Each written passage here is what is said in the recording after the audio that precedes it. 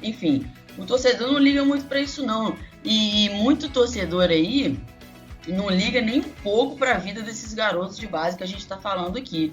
O ala esquerda é diferenciado nisso, a gente tem uma visão muito progressista em relação ao futebol, porque, sinceramente, eu não vejo o torcedor preocupado com esses garotos, com a vida desses garotos, não. Mônica, o torcedor brasileiro, no geral, infelizmente, liga para os garotos da base, não liga nem para o jogador profissional. Ele quer ganhar, ele não tem visão humanizada do futebol. O torcedor brasileiro, ele não se importa com as condições físicas, emocionais, psicológicas do jogador, não importa. Ele quer ganhar, ele quer ver o time campeão, ele quer ver o time vencendo a partida. Então, o próprio torcedor brasileiro trata o jogador, sendo profissional, produto.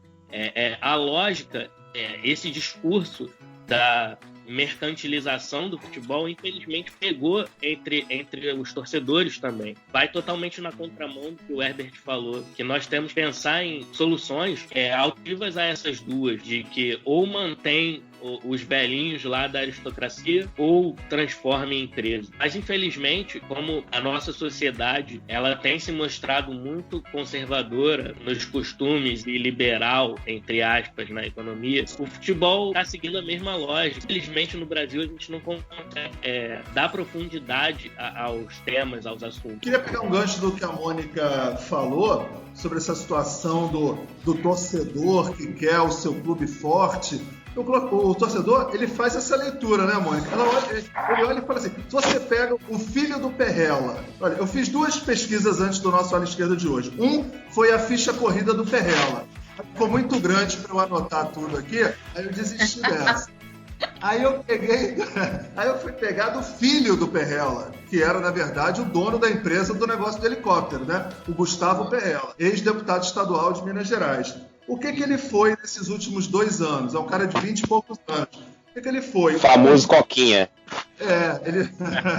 Ele foi secretário de futebol na gestão do Temer, dentro do Ministério dos Esportes. O Bolsonaro conseguiu acabar com o Ministério dos Esportes. Nem o Temer não teve coragem de fazer isso, né?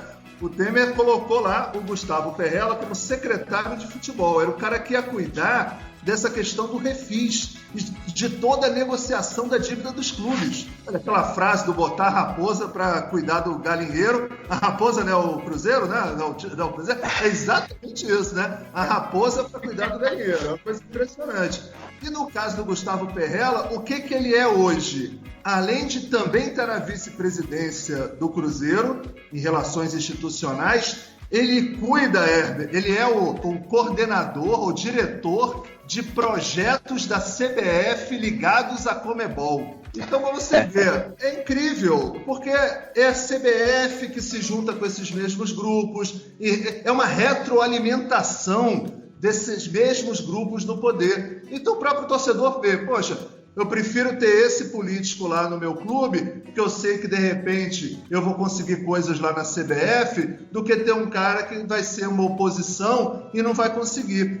Essa luta para mudar a cabeça de uma parte da torcida também tem a ver com a nossa humilde proposta aqui, né, de ampliar essa discussão, porque o que a mídia coloca e nas redes sociais é isso. É melhor você ter um cara no teu clube, mas com capacidade nos bastidores, do que fazer uma mudança de perspectiva dentro do clube. E os caras que têm força nos bastidores, quem são? Essa mesma panelinha, cara. Apesar de que as panelas subiram, Cara, toda vez que vocês tiverem, vocês ouvintes aí, a galera da mesa também, tiver algum amigo que falar que futebol e política não se mistura, manda essa galera dar um Google. Vê quem foi presidente da CBF, quem esteve na direção dos clubes e vê de onde essa galera surgiu. Se a gente olhar bem, a gente sabe que historicamente a gente não um rompimento com a ditadura militar. A gente teve uma questão ali de conciliação, né? Acabou a ditadura militar, passou o bastão ali pra democracia, entre mil aspas, mas essa galera da ditadura militar, onde elas foram parar? Nas federações e confederações. Se você dá um Google aí no General Heleno, ele, por exemplo, ele passou anos e anos sendo o número 2 da Carlos Arthur Nussmann no COB, no Comitê Olímpico Brasileiro. E assim, pra mim é inimaginável, o cara que é responsável aqui pela intervenção intervenção militar, né, que é um assunto de segurança pública, teoricamente, no Rio de Janeiro. É o mesmo cara que foi representante de esporte. Eu não consigo, cara, não consigo imaginar. Eu, pessoalmente, não consigo andar em tantas áreas diferentes. Eu sou professor de educação física, não consigo, por exemplo, fazer uma cirurgia, sabe? Eu não consigo fazer coisas tão antagônicas. Como é que essa galera consegue? É por conta de poder. Então, assim, se você olhar a galera que esteve na ditadura, aquele que tá preso lá, como é que é o nome dele, cara? Marinho, que tá preso no... Isso, Marinho, exatamente. Também, filhote da ditadura. A gente tem um monte de filhote da ditadura. E, assim, pra mim, o que é mais triste é que a gente não conseguiu colocar essas pessoas pra fora. A gente, Eurico Miranda também, a gente simplesmente, mais uma vez no Brasil, está sempre esperando ou a conciliação ou essas pessoas morrerem, sabe? E de morte natural, porque essa galera dura, velho. Pelo amor de Deus, como eles duram. E assim, é exatamente... Pra dar sequência, Herbert, já tem filho pra dar sequência. Aqui são as capitanias hereditárias. Você olha o nosso Congresso Nacional, é o não sei que neto, não sei que bisneto, não sei que tetraneto. As mesmas famílias, os caras não largam o osso, não. Não. Uhum. É verdade. Não, com certeza. E se a gente for parar para comparar, são pouquíssimos os clubes que têm um processo eleitoral, por exemplo, transparente, ou que tem a participação realmente popular do seu torcedor. É muito lamentável isso. Isso que você falou aí sobre futebol e política, se alguém falar pra gente, né, pro ouvinte, pra nós aqui da mesa, que futebol e política não se misturam e tal, você pode falar esse palavrão que você falou aí pra eles, mas você pode recomendar um livro também. Tem um livro muito bom que consegue unir as duas pautas assim, muito bem, assim, que é um livro que chama O Futebol Explica o Brasil, que ele vai contando a história do Brasil através do futebol, sabe? O momento político do Brasil e o que estava acontecendo no futebol, na época da ditadura, como que era a seleção brasileira e tal. Então é bem legal esse livro aí, eu indico para quem quiser estudar um pouquinho sobre esse assunto aí, política no futebol e etc. Mas aí, assim, é isso que vocês estão falando, é isso que o Alexandre acabou de falar. Eles podem até morrer e podem até se afastar do cargo, ficar velho, não sei, mas eles vão deixando filho, eles vão deixando neto, ou parceiro, ou amigo ali, sabe? Hoje, mesmo nesse caso do Cruzeiro, o Marra foi preso e o Perrella já indicou um outro cara pro cargo dele ali para investigar. Quer dizer, o Perrella já indicou, é ele que indica, é ele que vai saber o que vai acontecer. Vem dele, sabe? É muito...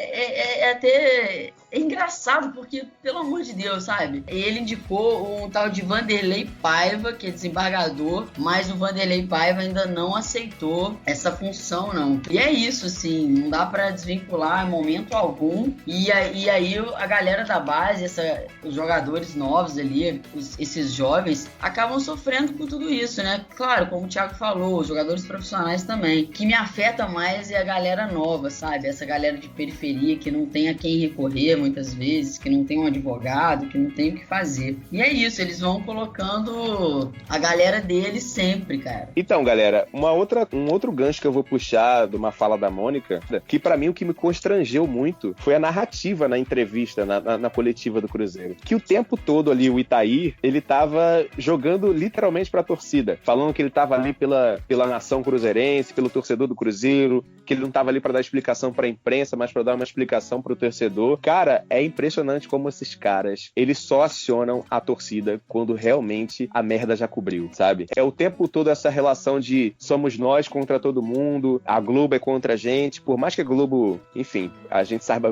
o que são as organizações Globo, é o tempo todo nessa síndrome de perseguição pra criar essa narrativa com o torcedor. Não é à toa que uma das empresas, digamos assim, beneficiadas seja justamente uma torcida organizada. Uma torcida organizada que tem histórico de violência, que a gente vai contextualizar isso em programas mais à frente, mas assim, é você dar um dinheiro, né? Você dá condições financeiras para uma assessoria de imprensa. Porque se você dá dinheiro para uma torcida organizada, quando que essa galera vai ser contra você? Quando que essa galera vai ser oposição a você, sabe? Então, assim, essa narrativa já tá batida demais. E assim, quem cai ainda nessa narrativa é como a Mônica disse, é porque ou é muito ingênuo ou porque realmente quer se deixar levar.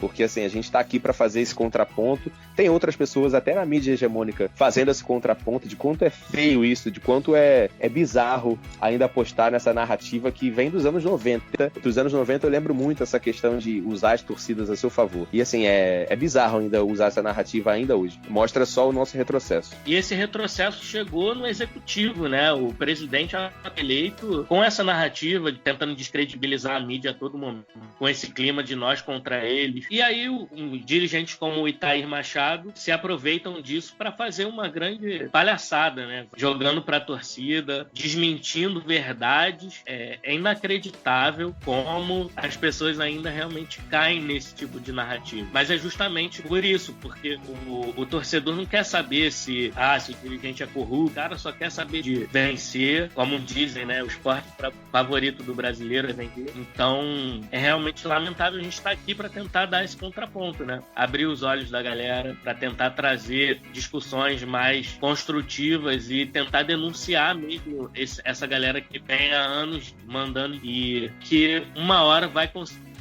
com o futebol brasileiro. Agora, algo que eu acho importantíssimo é que eu acho que uma parte do escândalo apareceu e chegou nas categorias de base porque teve essa situação, né? Na negociação de um garoto de 12 anos, é um garoto que é apelidado de Messinho, mas é um garoto que tem apenas 12 anos e já está participando desse tipo de verdadeiro fatiamento, né, que os clubes fazem hoje com os atletas. É 10% para o empresário tal, é 20% para o empresário tal. Mas, assim, no caso da categoria de base, a quantidade de absurdos que acontecem diariamente e que raramente chegam na opinião pública, né? Estava até pegando aqui um trabalho que foi feito com alguns clubes da Bahia e com o Unicef, que eles se comprometiam a algumas ações nas categorias de base, porque as questões são, além desses contratos, né, claramente, exploração financeira, tem exploração e abuso sexual nas categorias de base, afastamento da escola,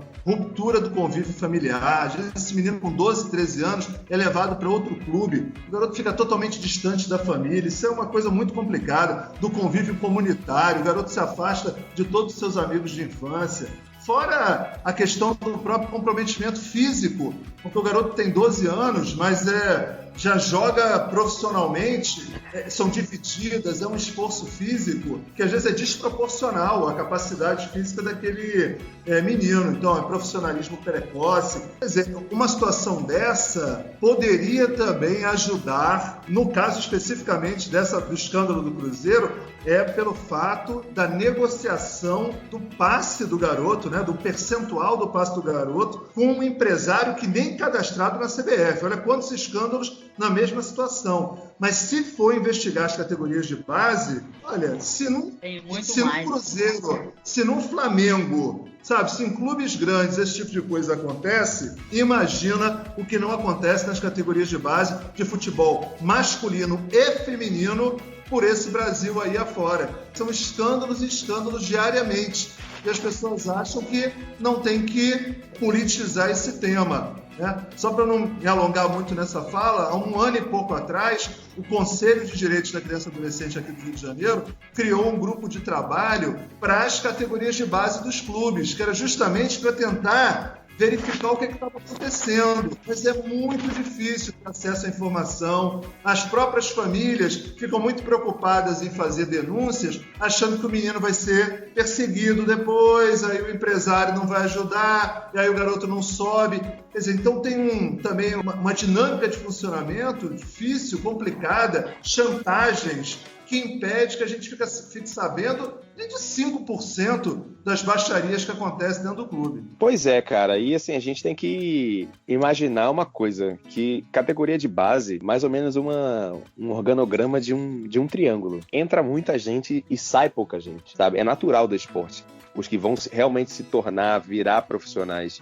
E se a gente imaginar que entram milhares de crianças e adolescentes com o sonho de se tornar jogadores profissionais e o clube não faz nada para a formação dele social, os clubes geralmente se importam apenas com a formação dele como atleta, quando se importam, assim, isso é de uma trairagem, sabe? Isso é de uma covardia absurda. Esses meninos, como bem o Alexandre disse, eles passam por muita pressão, vez por outra, abusos sexuais que eles não podem revelar, né? Eles sofrem muita pressão, os familiares sofrem muita pressão, e assim, o clube não faz nada para formar o cidadão, para formar aquele ser humano socialmente, apenas esportivamente. Isso é muito triste.